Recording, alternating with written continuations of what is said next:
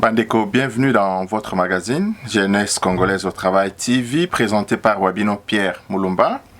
Nous allons aborder deux sujets majeurs au cours de cette émission. Le premier sujet concernera la question relative aux tractations au sein du FCC, une réorganisation qui veut maintenir toujours en scène M. Joseph Kabila. Et ici, nous y voyons l'ombre du scénario ivoirien. Nous allons vous expliquer pourquoi nous parlons de l'ombre du scénario ivoirien des années 2000. Le deuxième sujet concernera bien évidemment la question du renouvellement du mandat de la MONUSCO. Un énième renouvellement donc de ce mandat. Et je vais vous démontrer par ces deux problématiques combien notre classe politique est bien à la base du gouffre dans lequel notre peuple se trouve aujourd'hui. Alors, abordant d'abord le premier sujet, je voudrais ici d'abord féliciter M. Dieudonné Kassembo pour son élection à la Fédération des entreprises du Congo. Cette fédération était dirigée, comme vous le savez, par Albert Youma depuis plus de 15 années, où nous n'avons pas vu émerger une classe économique, une moyenne, au profit du peuple congolais.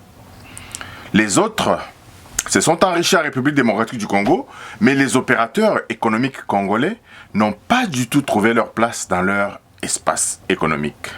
Vraiment, ce qui est, à mon avis, une catastrophe. Mais voilà encore, non seulement il ne tient pas compte de son âge, il ne tient pas compte de ce nombre des années déjà passées à la tête de la FEC, M. Albert Youma a été bien débouté de la plus belle manière, d'abord par le Cour de cassation et aussi par l'élection de M. Dieudonné Kassembo.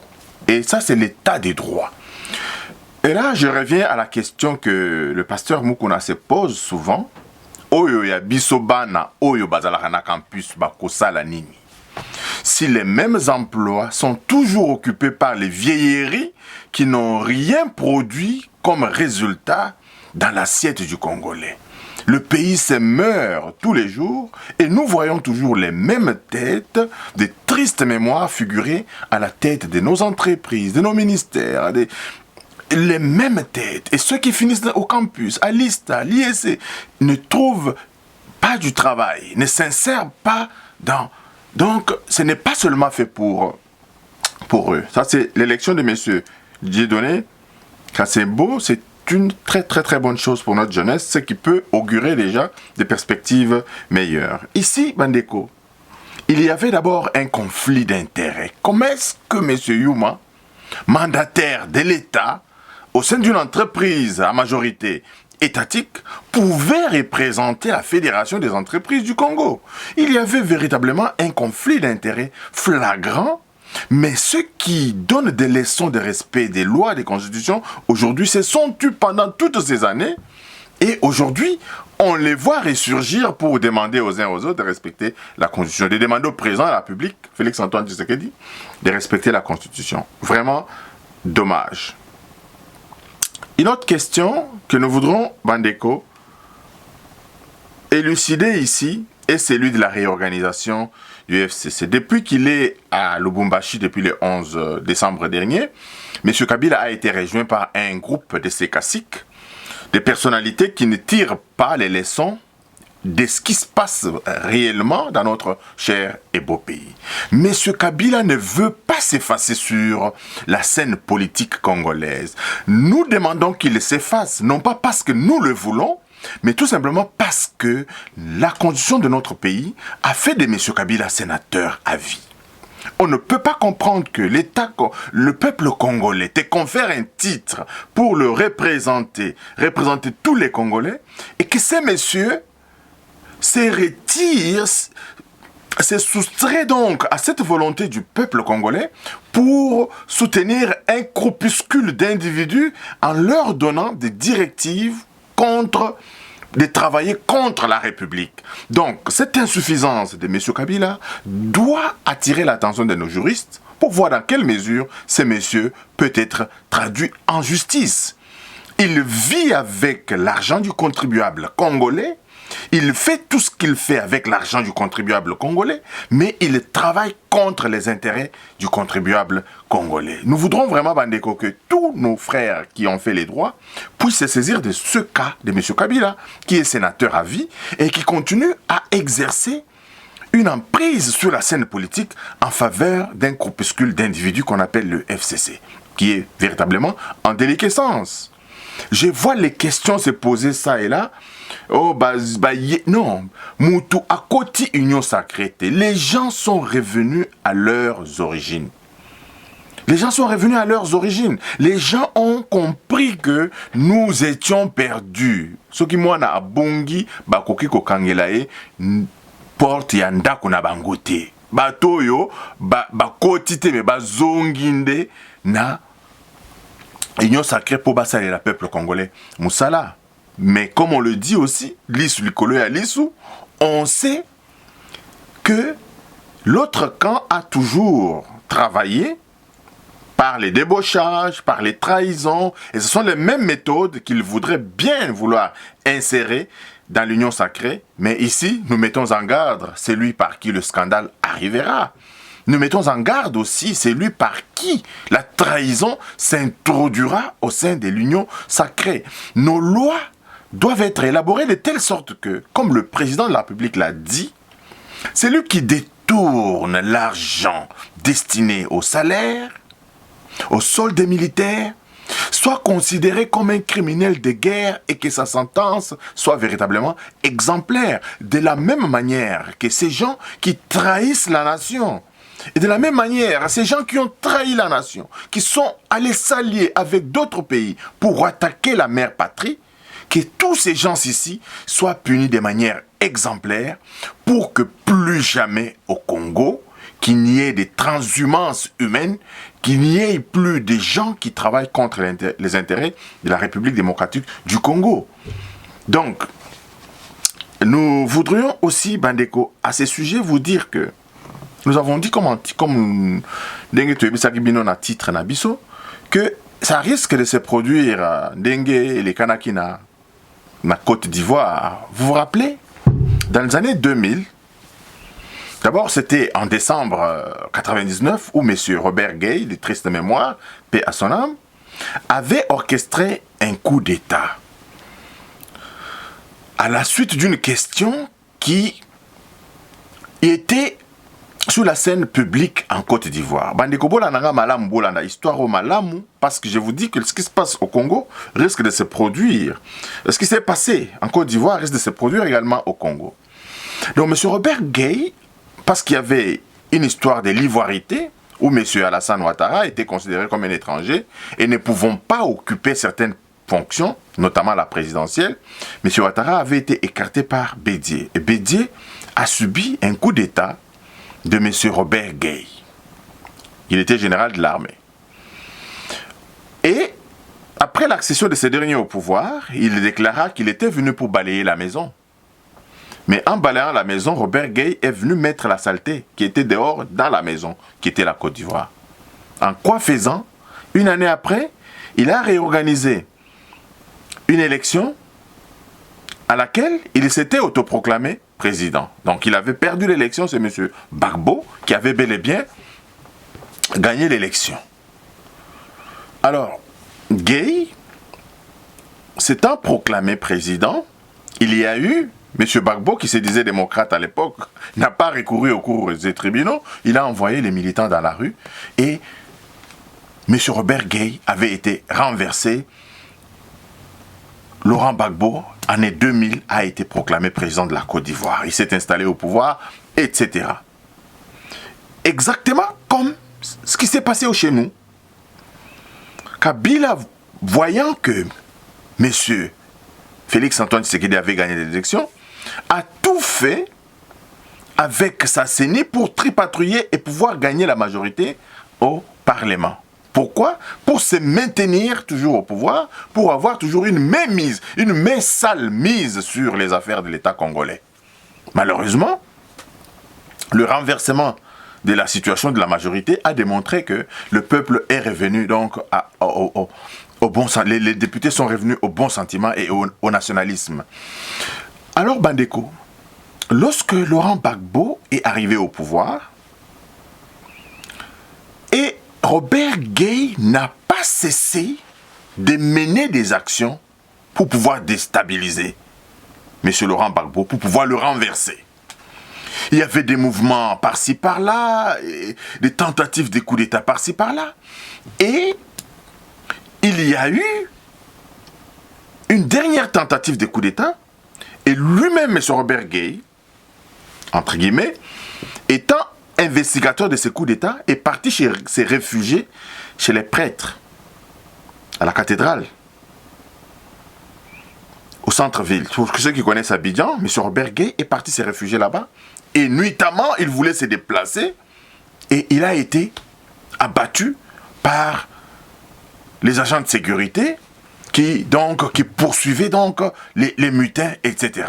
Et M. Robert Gueye a perdu sa vie de cette façon-là. Pourquoi? Parce qu'il ne voulait pas se soustraire à la politique de la Côte d'Ivoire qui avait déjà proclamé M. Laurent Gbagbo président de la République de Côte d'Ivoire. Et je disais qu'il y a un parallèle qui s'est fait avec le Congo. Nous avons suivi avec beaucoup d'intérêt le porte-parole du président de la République, M. Kasongo Mwema Yama. Cette histoire des fous qui se raconte dans nos villes, cette histoire des fous est une histoire réelle. Il y a des tentatives de déstabilisation des institutions de la République. Et Bandeko, vous vous rappellerez que lorsque M. Laurent Désiré Kabila a été abattu, M. Joseph Kabila n'était pas au pays. Il était soi-disant en Chine. Qui est-ce qu'il a rencontré là-bas? Qu'est-ce qui s'était passé là-bas? Avant qu'il ne revienne? Dieu seul sait. Et c'est de cette même manière que vous le voyez, pendant qu'il y a des désordres qui se passent dans nos villes, pendant qu'il y a des infiltrations qui se passent dans nos villes, et M. Joseph Kabila se soustrait donc à la ville de Kinshasa, il se retire, il va se réfugier à Lubumbashi, etc. Mais ici, nous sommes informés que Soki Kaka, moindre pépin, ata bal moko e beti, Kabila esika azali bako kangai. Parce que nous savons que ce monsieur-là n'a jamais travaillé pour le Congo. Ce monsieur a mis le Congo à genoux. Et aujourd'hui, une quelconque déstabilisation de la République ne viendrait pas nulle part ailleurs si ce n'est pas de monsieur Joseph Kabila, des tristes mémoires, un chef de l'État dont on pouvait même effacer l'histoire dans l'histoire de notre pays, dont on ne pouvait même pas vraiment te le bélaban dans l'abisso que pendant cette période Moutoumoko Boyazali. Si on pouvait vraiment faire un trait pour que Moutoyo allongwa dans la mémoire collective, si nous en avions les moyens, on a tout ça là pour que ces messieurs, qu'on ne parle plus jamais de lui dans l'histoire de notre pays. Parce que Kabila, non seulement a zongi simbo kanabiso sima, mais Kabila a bomi mbo kanabiso de manière tous azimuts, dans tous les sens. Kabila s'est enrichi au-delà de l'État, au détriment de l'État congolais. Kabila a fait enrichir les autres personnes, au besoin même les autres pays, au détriment de l'État congolais. Ces messieurs, si criminalité il y a, ces messieurs regorgent vraiment une grande criminalité dans notre pays. Batouba Koufa, Batouba Bunga Namboka Nabiso, durant le règne de ces messieurs de tristes mémoires. Alors, si il veut encore, coûte que coûte, en profitant de l'argent du peuple congolais, vouloir toujours se maintenir dans la politique de notre pays, il est ici question à nos législateurs de voter une loi interdisant à ces messieurs d'exercer une quelconque activité politique au sein de notre cher et beau pays. Je pense que c'est cela que la justice sera faite. Kabila ne peut pas vivre avec l'argent du peuple et aujourd'hui se retourner contre le même peuple en entretenant des entreprises nocives pour notre chère épopée. Encore une fois, Bandeko, ce qui s'était passé en Côte d'Ivoire à l'année 2000 risque de se reproduire encore au Congo si jamais Kabila continue toujours à mettre ses griffes, ses doigts dans la politique du pays pour pouvoir déstabiliser ceux qui travaillent. Et c'est ici aussi que je voudrais, Bandeko, reparler de l'histoire du mandat de la MONUSCO. Le mandat de la MONUSCO dans notre pays a été renouvelé le 18 décembre dernier pour une énième fois. Le Conseil de sécurité des Nations Unies, ce qui est intéressant, c'est qu'ils ont reconnu les réformes que le président de la République est en train de mener dans notre pays. Mais le Conseil de sécurité des Nations Unies a donné un mandat clair au renouvellement donc de cette mission des Nations Unies à la MONUSCO. Le transfert des compétences de la MONUSCO aux autorités congolaises, à l'armée congolaise et à la police congolaise. Qui est le garant de la faisabilité de cette recommandation du Conseil de sécurité des Nations Unies? Parce que les mêmes recommandations avaient été faites le 19 décembre 2019 où le mandat avait été encore renouvelé. Donc, en 2019, à la fin du mandat de la MONUSCO, le Conseil de sécurité des Nations Unies avait renouvelé également le mandat de la MONUSCO en donnant les mêmes attributions, les mêmes missions à la MONUSCO de pouvoir travailler pour pouvoir renforcer les capacités de l'armée congolaise et de la police congolaise. Et aussi de transférer les compétences de la MONUSCO aux autorités congolaises. Mais ce travail n'a pas été fait jusqu'au renouvellement dernier du mandat. Le renouvellement a eu lieu, pourquoi? Parce que il y a encore nécessité, il y a encore besoin de la sécurisation, particulièrement de l'Est de la République démocratique du Congo. Il y a encore les questions des armes. L'embargo sur les armes qui pèse encore sur la République fait en sorte que le pays ne peut pas s'équiper militairement pour faire face à ses besoins. C'est ici que nous disons, Bandeko, que les mandataires de l'État congolais doivent travailler avec la MONUSCO. Je ne sais pas s'il y a un ministre qui s'occupe essentiellement, je crois que le ministre de la coopération internationale doit s'occuper de cette question, travailler de manière étroite avec la MONUSCO pour ne plus attendre décembre 2021, mais pour commencer à établir une feuille de route avec des résultats à atteindre chaque mois, chaque trimestre. De telle sorte que, à l'aube de l'année 2022, que la mission et les missions confiées par le Conseil de sécurité à la MONUSCO puissent être atteintes. Ainsi, nous demandons à nos politiques qui ne parlent que des élections. C'est ici qu'on pouvait voir les gens parler essentiellement, discuter essentiellement avec cette madame Leïla qui reçoit des politiques pour ne parler que des politiques. Nous n'avons pas encore vu madame Leïla parler de l'économie, de la situation sécuritaire véritablement des Congolais. Mais elle passe tout son temps à recevoir les Kabila, les Fayulu, etc. pour ne parler que de la politique. Le Congo ne peut pas se développer à partir du moment où, dans tous les états-majors, on ne parle que politique. Il y a des vraies questions, des vrais enjeux sur la table que nos politiciens ne parlent pas. Nos journalistes au pays doivent suivre cette feuille de route de la MONUSCO, interviewer, organiser des colloques pour pouvoir voir la faisabilité du retrait de la MONUSCO dans notre cher et beau pays. La mission de la MONUSCO a totalement échoué. Parce que chaque jour qui passe, il y a des morts de plusieurs ordres en République démocratique du Congo. La MONUSCO n'a suffisamment pas aidé la République à retrouver la quiétude, la paix, etc. La MONUSCO a été beaucoup plus budgétivore pour les pays contributeurs que véritablement un organe pour pouvoir insérer la paix et permettre à la République démocratique du Congo d'aller donc de l'avant. Ici, en découvre, parlons des questions essentielles. Nous parlons beaucoup des hommes dans notre pays. Bien évidemment, on ne peut pas ne pas parler de ces hommes qui ont totalement détruit notre pays, mais ici, nous devons beaucoup plus parler, comme notre magazine l'exige, des modèles de développement. Les modèles de développement consistent bien évidemment à donner des attributions à des individus et à leur donner aussi des résultats à atteindre suivant certains échéanciers. Suivant un certain échéancier. Chez nous, la personne est là. Vous avez vu Yuma, 15 ans, il n'a aucun bilan, aucun résultat, mais il veut toujours être là. Et c'est ça la culture. Dans nos communes, qu'est-ce qui est fait?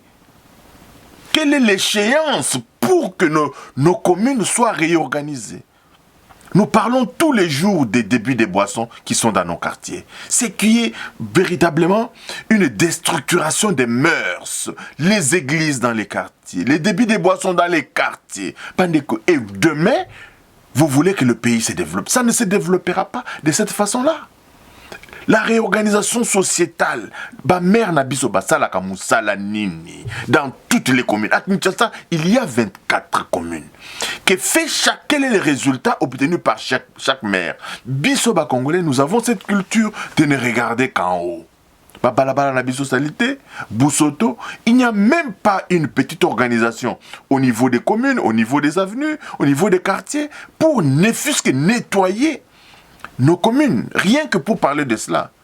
Et tout le monde est attentiste, tout le monde en train de regarder en haut. Le développement qui vient d'en haut n'est pas toujours un développement harmonieux. Le meilleur développement est celui qui vient de la base. Comment nos entités territoriales sont organisées? Que les maires des différentes communes trouvent des endroits pour donner aux Congolais le débit des boissons.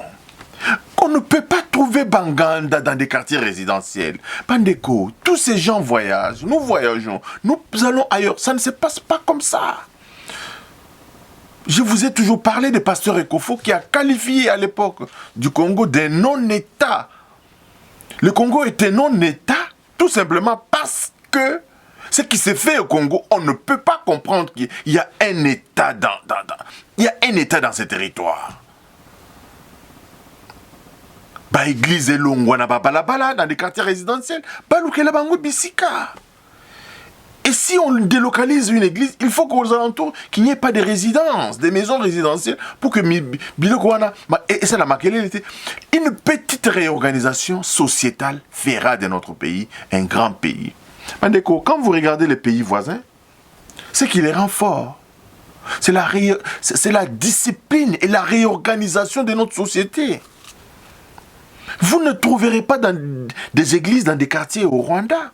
Ces gens se sont organisés. Vous ne trouverez pas les gens en train de jeter des ordures dans des rues. Les gens se sont organisés pour que les responsabilités soient partagées à tous les niveaux.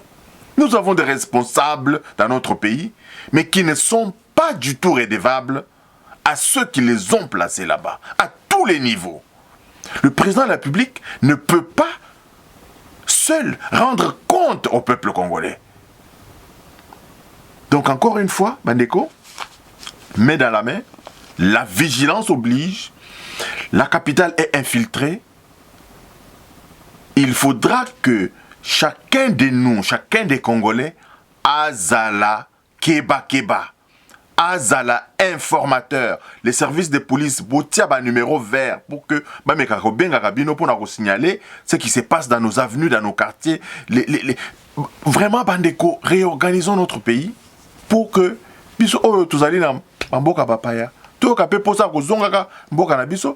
pour qu'il n'y ait pas des tracasseries de gauche à droite, des insécurités de gauche à droite, chaque jour qui se passe. Donc, abonnez-vous massivement à notre chaîne, distribuez notre vidéo. Merci et à la prochaine. Bye bye.